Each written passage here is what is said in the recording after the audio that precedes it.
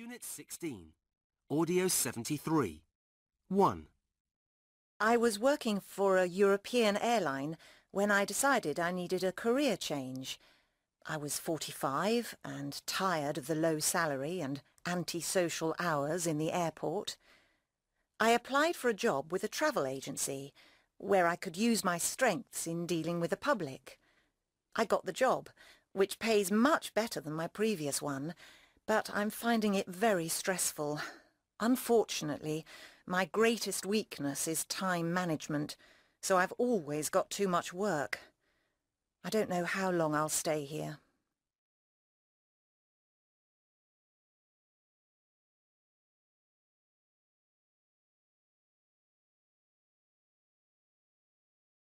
Two. When I left school at 16, I had no career plan, so I went straight into the army. By the time I was 28, I realised that I didn't want to spend my whole life there, so I decided to leave. I went to night school to get the qualifications to go to university and study maths because I wanted to go into teaching. Now I'm head of maths at a secondary school, and I think I made the right decision to leave the army. 3.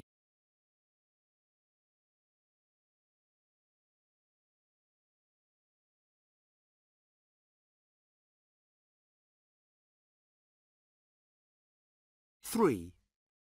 15 years ago, I left my job in the civil service so that I could have children. When they were old enough to go to school, I started looking for part-time work so that I would be home in time to pick them up in the afternoon. The only jobs available were in the local supermarket, but I wanted more of a challenge. I decided to do a course in human resources at the local college, and now I run the human resources department of a local company. I really love my job.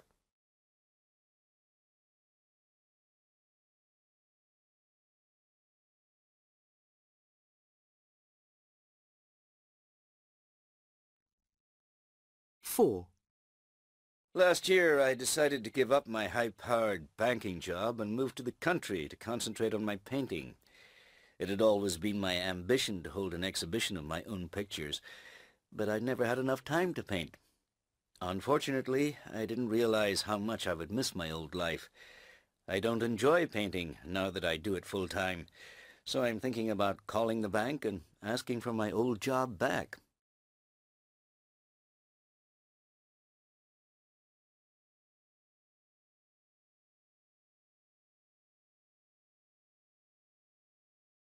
Audio 74. And it's not just pop stars who give their money to good causes. Sports personalities are getting involved too.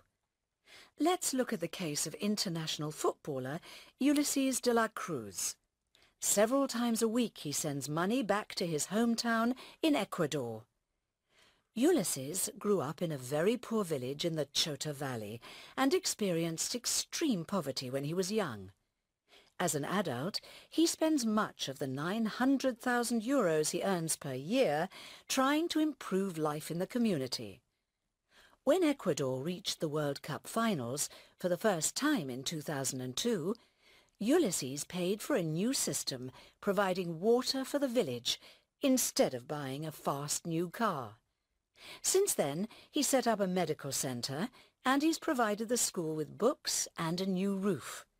He pays the salaries of the doctor, the nurse and the dentist in the medical centre, and he buys breakfast and lunch for all the children who go to school in the village. Ulises' current project is focused on something which is very important to him, sport. At the moment he's building a sports and community centre for his village. He says he'll open it at the end of the season, if it's finished in time. Life for the 200 families in the village has improved greatly thanks to the footballer, but Ulises hasn't finished yet. Next, he's going to build 40 new homes for the villagers. The village is going to have a complete facelift, and the man responsible for that is Ulises de la Cruz.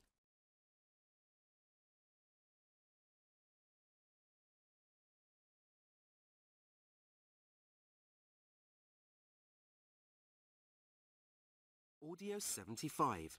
1. Well, it's 5:30. Time to go home. Shall I wait for you? No, don't worry. I'm going to stay and finish off this report. Okay. Bye then. See you on Monday. Bye. Have a good weekend. 2, Well, that was interesting, wasn't it? Yes, it was. But I really must go now. Right. Well, it was nice meeting you. And you too. See you next time. 3, Bye, Sue. I'm off. Bye, Brian. See you tomorrow. 4, Well, here's your taxi. Right. Thank you for everything. You're welcome. Goodbye. Have a good trip. Thanks. And goodbye, Dylan.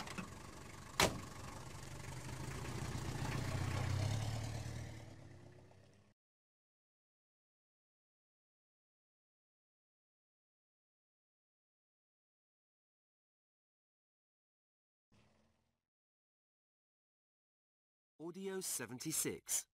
1, Good morning and welcome to the annual conference of Wired to Play Entertainment Limited. My name is Thorsten Richter and I'm head of the European division. I've been with the company for 15 years and last year I was promoted to this position.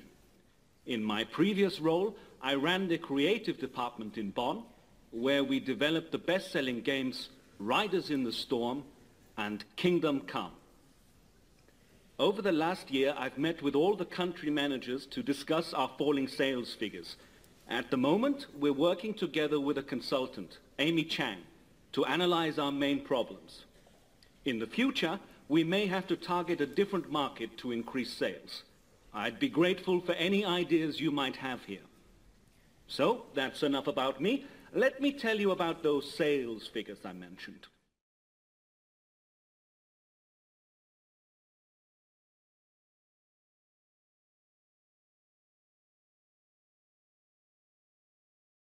Two, Right then, before I start, I'll tell you a bit about myself.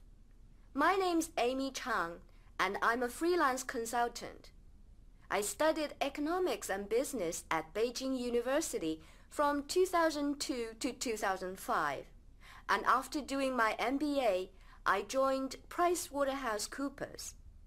I left Price when I had the opportunity to go freelance. Recently, I have worked on several successful cases with clients of yours, which is how I came into contact with your company. Up to now, I've managed to find solutions for all the companies I've worked with.